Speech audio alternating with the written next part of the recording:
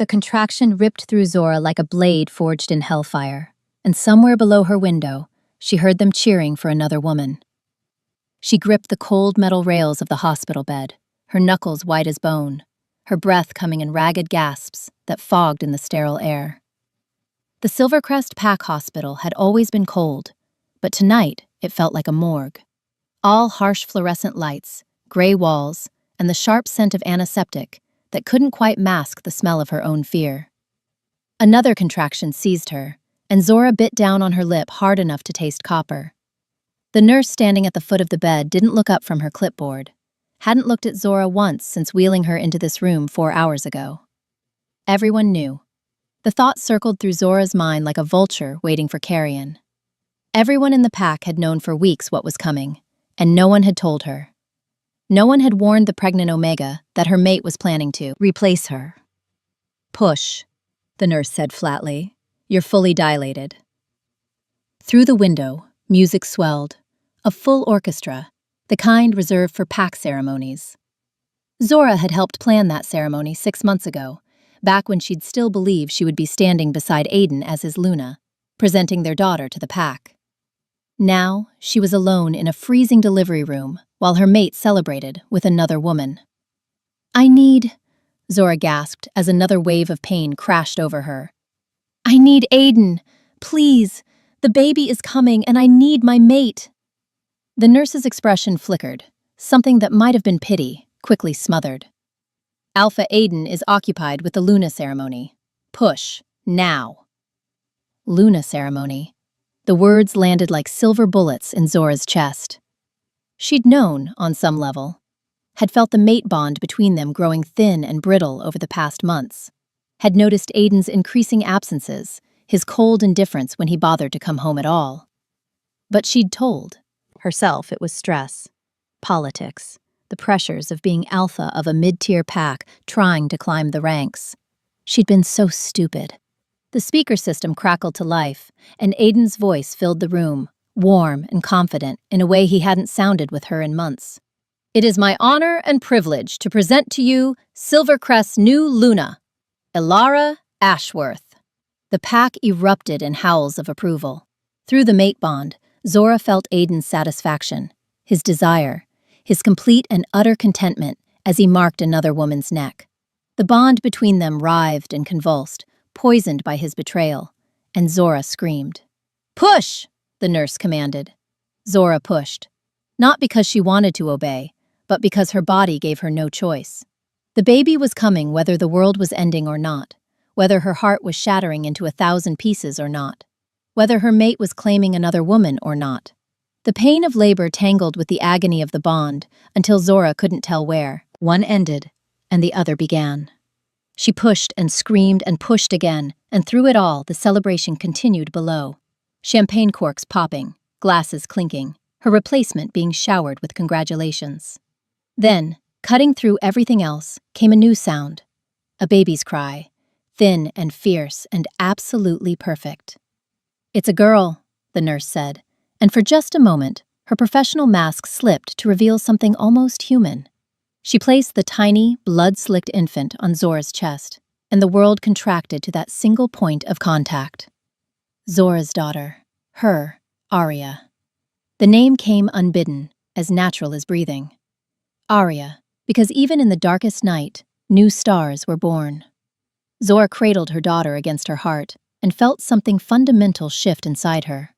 The mate bond with Aiden was dying, poisoned and withered, but something stronger was taking its place. Maternal love, fierce and absolute, wrapped around her like armor. "Hello, little one," Zora whispered, her voice breaking. "I'm your mama. I'm here. I'll always be here." Aria's eyes, unfocused and midnight blue, seemed to search for her. A tiny hand found Zora's finger and gripped with surprising strength. For a moment, one perfect, suspended moment, nothing else mattered. Then the door slammed open. Aiden strode in like he owned the room, which, technically, he did.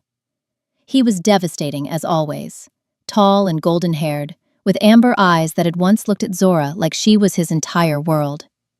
Tonight, those eyes were cold as winter stone, He still wore his ceremonial suit, and Zora could smell Alara's perfume clinging to him like a brand. Aiden. Hope flared in her chest, despite everything. He'd come. He'd come to see their daughter, to hold her, to remember what they'd built together. Maybe. "I'll make this quick," Aiden said, his voice clipped and businesslike. He didn't look at the baby, didn't ask if Zora was all right, didn't even glance at the blood-soaked sheets or the tears streaming down her face. "I, Aiden Ashworth, Alpha of Silvercrest Pack, reject you, Zora Vance, as my mate and Luna. Our bond is severed. You have until sunrise to leave Pack territory." The words hit like silver through her heart. Zora felt the mate bond snap. Not fade, not fray, but shatter with such violence that she screamed again, this time purely from the spiritual agony of rejection. It was like having her soul ripped in half, like being hollowed out and left empty, a shell where a person used to be. Arya started crying, sensing her mother's distress. "Aiden, please!" Zora could barely form words through the pain. "Please don't do this. She's yours. She's your daughter. Just look at her." "I have no daughter." Aiden's face remained impassive, carved from marble. "Alara is my Luna now. Any children she bears will be my heirs." His lip curled slightly. "You were a mistake, Zora. A youthful indiscretion that I've now corrected. Be grateful I'm giving you until sunrise. A lesser alpha would demand you leave immediately." He turned on his heel and walked out, leaving the door swinging open behind him. The nurse had vanished at some point during the exchange. Zora was alone with her newborn daughter, her soul torn open and bleeding, the cold hospital air seeping into her bones. She should cry more, should rage or beg or fight. Instead, she felt a strange, terrible numbness spreading through her limbs like frostbite. Everything she'd believed about her life, her mate, her pack, her future, had been lies. Pretty stories she'd told herself, while the truth rotted underneath. Arya's cries pulled her back from the edge of that void. The baby needed her. Nothing else mattered. Zora adjusted her daughter against her chest, letting the infant root and find her breast. The simple act of nursing grounded her back in her body, back in this moment, back in survival. She had until sunrise. She had a newborn daughter, and no pack, no home, no one. She had been thrown away like garbage. But she was still breathing. Arya was still breathing. And sometimes, that was enough to start with. The hours before dawn passed in a blur of mechanical motion. Zora forced herself to move, despite the agony of the severed bond, despite the exhaustion of childbirth, despite the hollow ache where her heart used to be. She packed what little she was allowed to keep, some clothes, a few credits, the baby supplies she'd accumulated over the past months. No one came to help. No one even looked at her. The pack she'd called family for 2 years treated her like a ghost, averting their eyes when she passed, conversations dying the moment she entered a room. Aiden had made his choice clear, and pack hierarchy was absolute. To show kindness to a rejected mate was to question the alpha's judgment. Zora had never felt so invisible. As the first gray light of dawn crept over the mountains, she wrapped Arya in every blanket she could carry and began the walk to the pack border. Frost coated the ground, and her breath misted in the frozen air.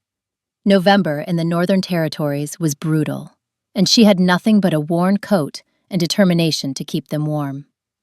Arya slept against her chest in a makeshift sling, mercifully quiet. Small blessing. Zora wasn't sure she could handle her daughter's cries on top of everything else. The border markers appeared through the trees, rough-hewn stone pillars carved with the Silvercrest sigil. Beyond them lay neutral territory, no pack laws, no protection, no safety. Freedom, Zora tried to tell herself. Freedom meant possibility. But her legs were trembling, her vision swimming. The bond severing had taken more from her than she'd realized. Rejection syndrome, the old texts called it. When a wolf's body shut down from the trauma of having their mate bond torn away. Most rejected wolves recovered within a few days, given rest and care.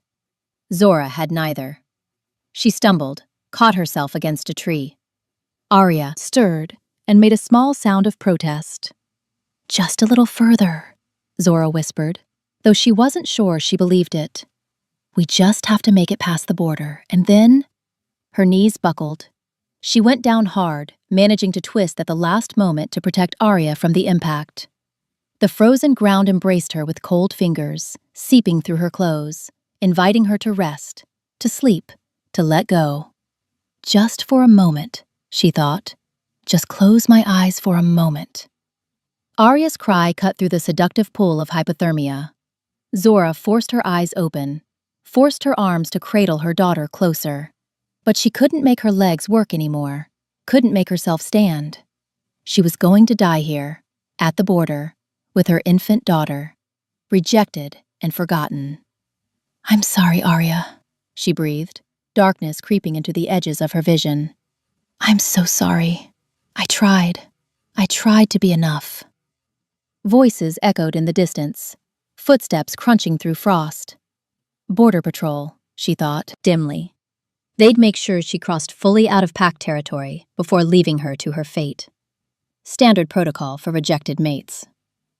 "Commander, there's someone here. A female with an infant. She's collapsed." More footsteps, heavier, more purposeful.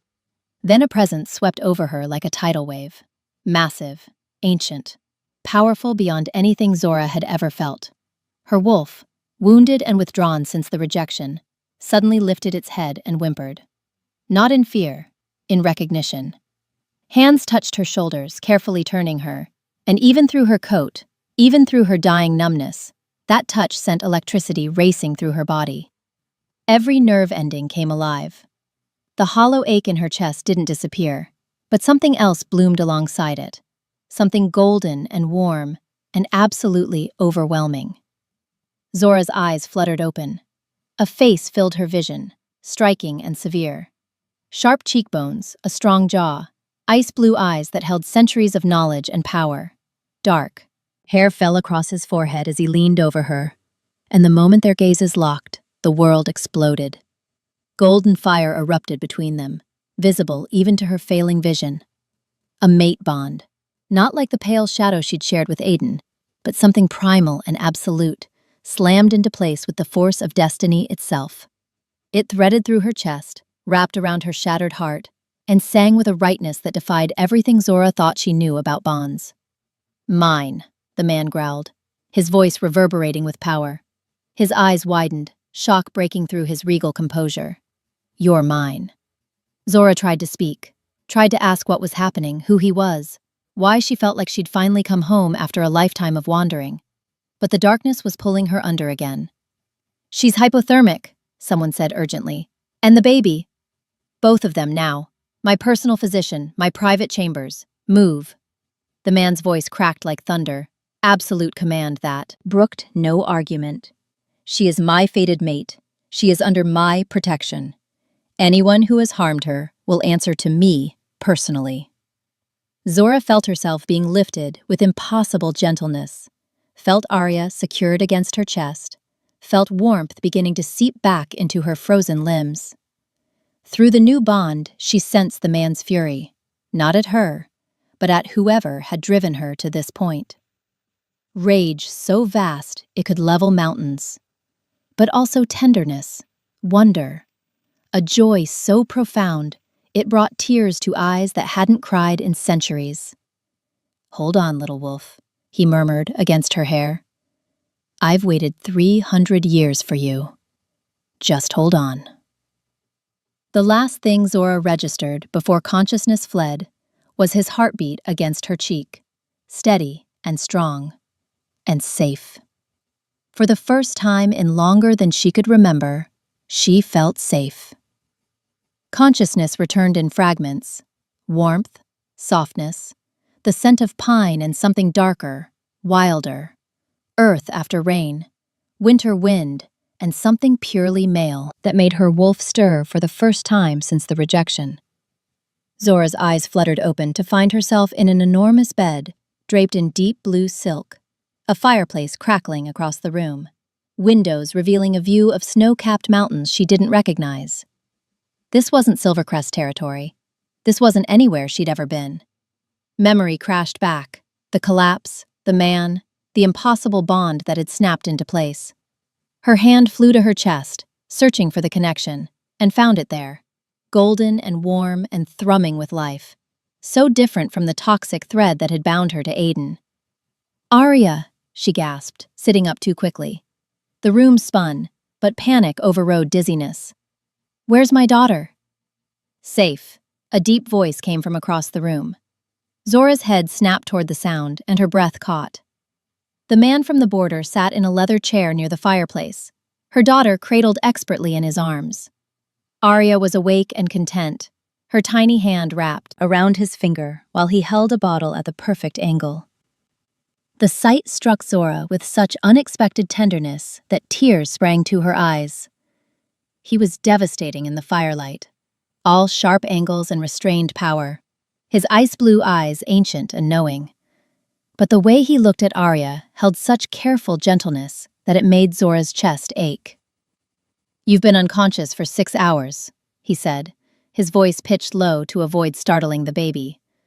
"My physician examined you both. Rejection syndrome, hypothermia, and exhaustion. You nearly died." His jaw tightened. "Your daughter is perfectly healthy, though she was hungry." "Who are you?" Zora whispered, though some part of her already knew. She'd heard the guards call him commander, had felt the weight of his power like a physical force. Nikita Valdris. His ice-blue eyes lifted to meet hers, and the mate bond surged between them. Alpha King of the Northern Territories. Alpha King. Zora's mind struggled to process the words. The Alpha King, ruler of all packs, the most powerful wolf alive, a figure of legend more than politics. And he was sitting in a chair, feeding her daughter like it was the most natural thing in the world. "The bond," she managed. "I don't understand. I was mated to Aiden. Even after rejection, I shouldn't be able to form another bond for months, maybe years." "Because what you had with him was never a true bond." Nikita's voice held absolute certainty. "A proximity bond, formed through time and physical closeness. Common, weak, easily broken because it was never meant to last." His gaze held hers, intense and searching. "What exists between us is something else entirely. A fated bond, soul to soul, ordained by the moon herself. It cannot be manufactured, cannot be replicated, and cannot be severed." Zora stared at him, trying to reconcile this new reality with everything she thought she knew. "You said you waited 300 years. "I did." Nikita shifted Arya to his shoulder, gently patting her back until she burped. The domestic gesture from the legendary Alpha King was so incongruous that Zora almost laughed. "I was made king at 97 years old. Young, by our standards. I killed the previous king when he descended into madness and began slaughtering packs for sport." His expression darkened at the memory. "The crown came with duties I'd never imagined. For 2 centuries, I did nothing but build, govern, and wait. Every year, I searched for my fated mate, attended ceremonies, met thousands of females, hoped each time that the bond would snap into place." He paused. "It never did. I began to believe it never would." "And then you found me, dying in the snow," Zora said softly. "And then I touched you, and everything I'd been missing for 3 lifetimes suddenly existed." Nikita stood, moving toward the bed with Arya still in his arms. Up close, he was even more overwhelming. Tall enough that she had to crane her neck, radiating power that made her, the wolf, want to both submit and challenge him simultaneously. "You are not weak, Zora. You are not worthless. You are the answer to centuries of emptiness." He held her gaze, the mate bond pulsing between them like a living thing. "I understand if you need time," he continued. "You've been through trauma I can barely imagine. I won't push you, won't rush you, won't demand anything you're not ready to give. But I want you to know what you are to me." His free hand reached out to cup her cheek, his touch sending sparks racing through her veins. "You are mine, Zora. Not by force, not by command, but by fate. And I am yours, if you'll have me. Zora felt tears slip down her cheeks, not of sorrow this time, but something more complicated. Hope, maybe, or the first fragile stirrings of belief. I don't know how to be what you need, she whispered. I'm broken, rejected. I have nothing to offer a king. Nikita's thumb brushed away her tears with heartbreaking gentleness. You are not broken. You are wounded. And there is a difference. Wounds heal. His gaze dropped to Arya, now sleeping peacefully against his chest. And as for what you offer, you are my mate, my equal, my home. That is everything. Something cracked in Zora's chest. Something that had felt dead since Aiden's rejection flickered back to life. Not trust, not yet, but possibility. The days that followed unfolded like a dream Zora was afraid to believe in. Her suite in the Alpha King's palace was larger than the entire home she'd shared with Aiden. Floor-to-ceiling windows overlooking gardens that held stark beauty even in winter. Furniture in rich woods and soft fabrics. Every comfort she could imagine. A nursery had been connected to her bedroom overnight, filled with everything Arya could possibly need. Nikita came every morning. He didn't demand her company, didn't pressure her to complete the bond, didn't act as though he had any claim on her beyond what she chose to give. He simply arrived with breakfast, helped care for Arya, and talked with her. About his kingdom, his life, his centuries of loneliness. He asked about her past too, listening without judgment when she haltingly described her years with Aiden, the slow erosion of his affection, the public humiliation of her rejection.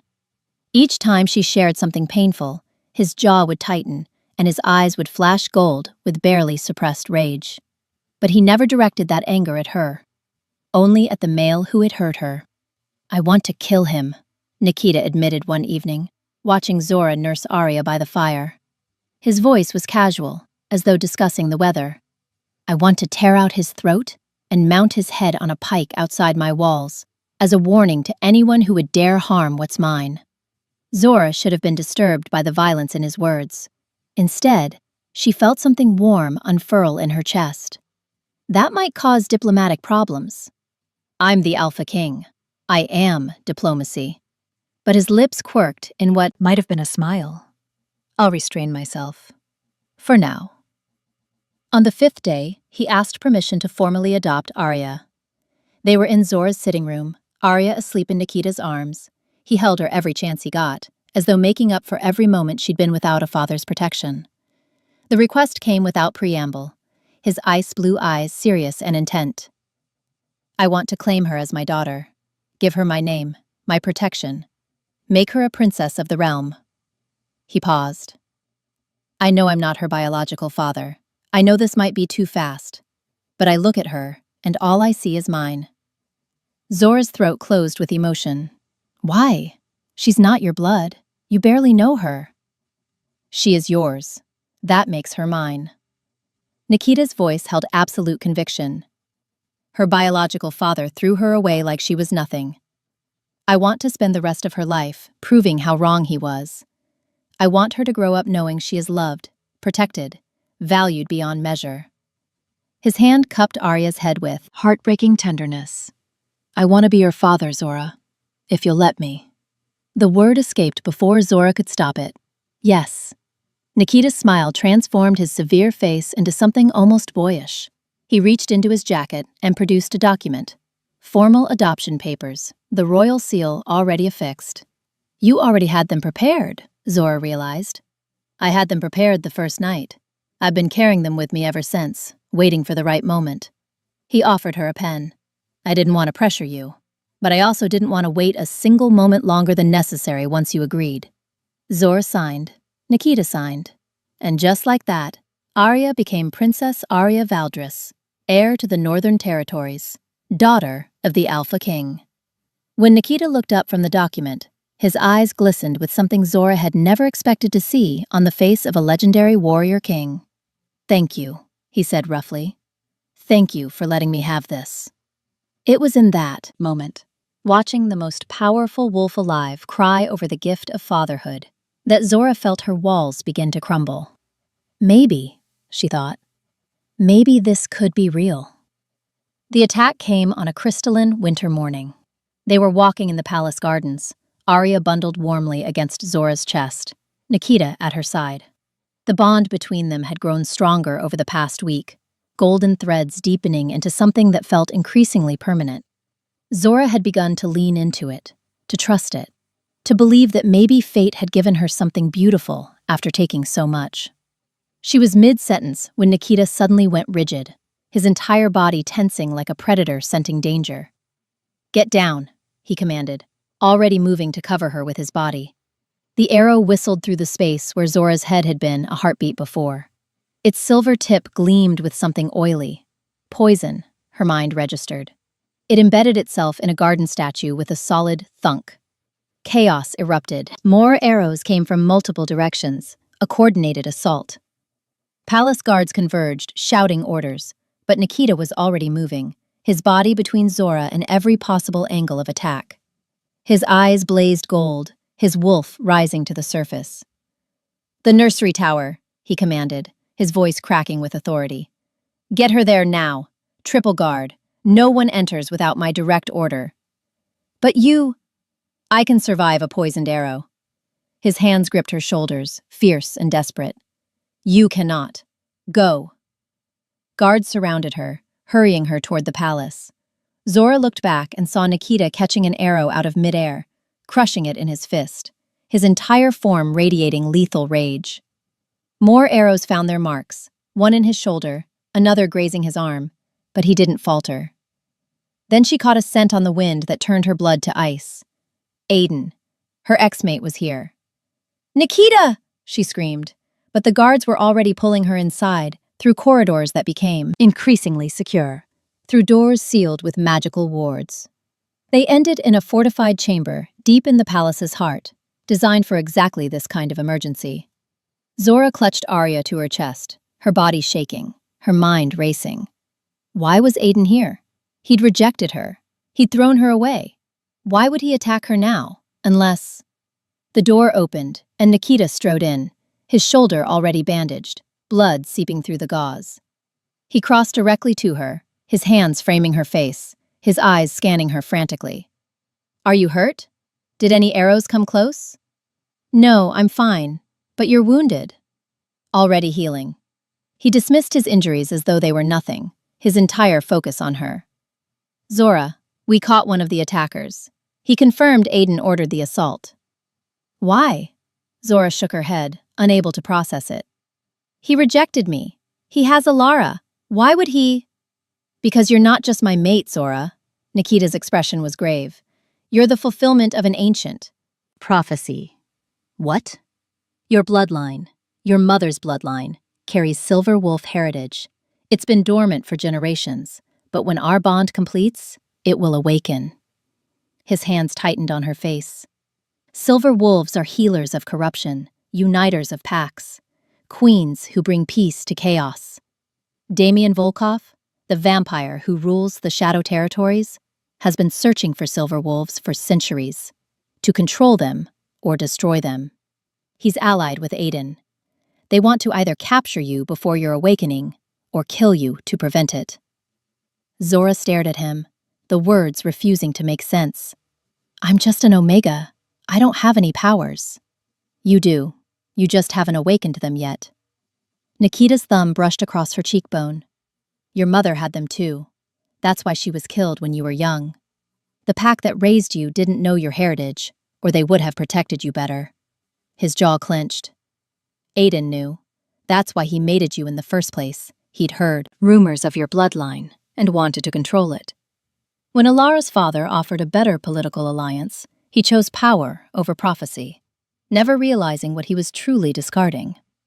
The implications crashed over Zora like a wave. Not just rejected, targeted from the beginning. Not just discarded, thrown away because Aiden didn't understand her true value. "I can't be what you're describing." Her voice broke.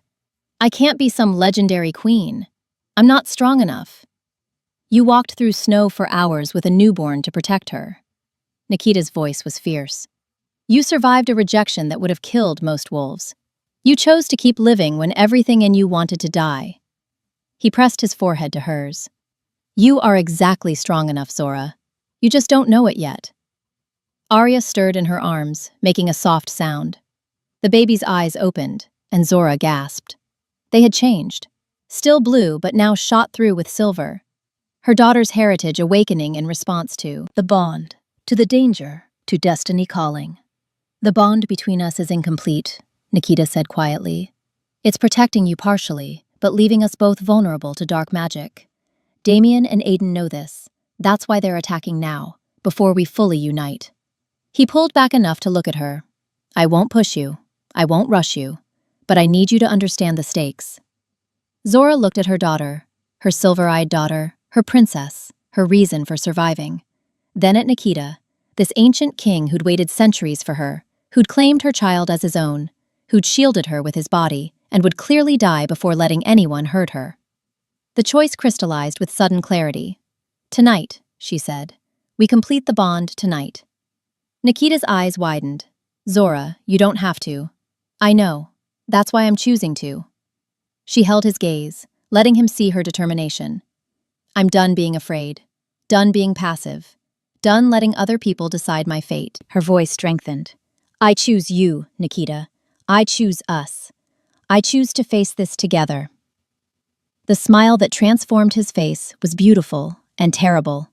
A king claiming his queen. A wolf recognizing his mate. A male seeing his entire future fall into place. Together, he agreed. He sealed the promise with a kiss, gentle at first, then deeper as the bond surged between them, golden fire building toward completion. That night, in his private chambers, with guards at every door and Arya safe in her nursery, Nikita completed their bond with a tenderness that shattered every expectation Zora had ever had about the legendary warrior king. He worshipped her body like a prayer, murmured devotions against her skin, and when his fangs finally sank into her neck to place his claiming mark, Zora felt her entire being ignite. Silver light exploded from her skin. The dormant power in her blood awakened with a force that shook the foundations of the palace. She felt herself changing, evolving, becoming something more than she'd ever been. Not weak Omega Zora, not rejected mate Zora, but something ancient and powerful and right. Through their completed bond, she felt Nikita's awe, his pride, his overwhelming love. My queen, he breathed through their connection. My silver wolf. Mine. Yours, she answered. Always yours. When the light faded, Zora opened eyes that now matched her daughter's. Human blue shot through with silver, the mark of her awakened heritage. The mate bond between her and Nikita blazed like a sun, unbreakable, eternal, a force that would endure until the end of time. She was no longer broken, no longer rejected, no longer a mistake to be discarded. She was the Silver Queen, and she had work to do. Damien's fortress fell in 3 days. Nikita led the assault personally, his massive black wolf form tearing through defenses that had stood for centuries. But it was Zora who ended it, her newly awakened powers purifying the dark magic that protected the Vampire Lord, her silver light burning through shadows that had never known illumination. Damien Volkov died screaming, unable to comprehend how his centuries of planning had crumbled before a wolf queen who'd been rejected by a mid-tier alpha barely a month ago.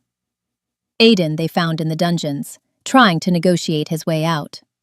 Zora stood before her ex-mate in the ruins of his ally's stronghold, Nikita a massive presence at her side, her silver eyes glowing with power Aiden had never imagined she possessed. He looked pathetic now, disheveled, terrified, stripped of all the arrogance that had allowed him to throw her away. Zora, he stammered. Zora, please, I didn't know. If I had known what you were... You would have what? Kept me? Used me for my power instead of discarding me for politics? Zora's voice was calm, cold, utterly devoid of the love she'd once felt for him. You rejected me while I was giving birth to your daughter.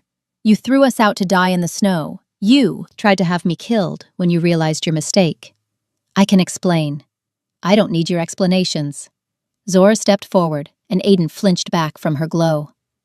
I used to wonder what I did wrong. Used to believe I wasn't good enough, pretty enough, powerful enough to deserve love. You made me feel like nothing. Her voice hardened. You were wrong. And now you get to spend the rest of your life knowing that the Omega you threw away became a queen, that the daughter you rejected is a princess, that the mate you discarded is more loved, more valued, more cherished than you could ever have made her. She turned away. Nikita, do what you want with him. He means nothing to me anymore.